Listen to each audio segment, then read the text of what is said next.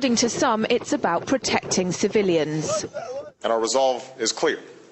The people of Libya must be protected. Others say it's about oil. The only reason they're interested with Libya is about the oil. You think we'd be in Iraq if the major export there was broccoli?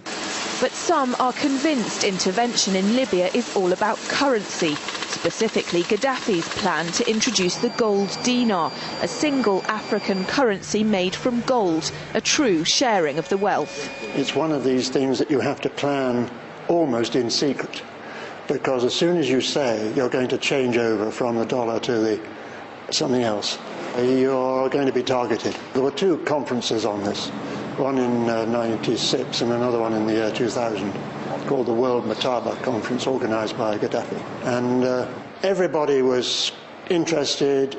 I think most countries in Africa were keen. Gaddafi didn't give up. In the months leading up to the military intervention, he called on African and Muslim nations to join together to create this new currency that would rival the dollar and euro. They would sell oil and other resources around the world only for gold dinars. It's an idea that would shift the economic balance of the world. Countries' wealth would depend on how much gold they have, not how many dollars they trade. And Libya has 144 tons of gold. The UK has double that, but 10 times the population. If Gaddafi had an intent to try to reprice his oil or whatever else the country was selling in the global markets and accept something else as a currency, or maybe launch a gold dinar currency, any move such as that would certainly not be welcomed by the power elite today who are responsible for controlling the world's central banks. So yes, that would certainly be something that would cause his immediate dismissal and the need for other reasons to be brought forth for removing him from power. It's happened before. In 2000, Saddam Hussein announced Iraqi oil would be traded in euros, not dollars. Sanctions and an invasion followed. Some say because the Americans were desperate to prevent OPEC from transferring oil trading in all its member countries to the euro. A gold dinar would have had serious consequences for the world financial system, but may also have empowered the people of Africa, something black activists say the US wants to avoid at all costs.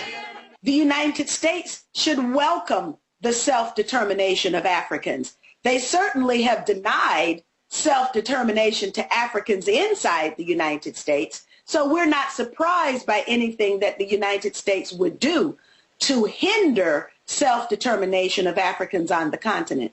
The UK's gold is kept here in a secure vault somewhere in the depths of the Bank of England. As in most developed countries, there's not enough to go around. But that's not the case in places like Libya and many of the Gulf states. A gold dinar would have given oil-rich African and Middle Eastern countries the power to turn around to their energy-hungry customers and say, sorry, the price has gone up and we want gold. Some say the US and its NATO allies literally couldn't afford to let that happen. Laura Emmett, RT, London.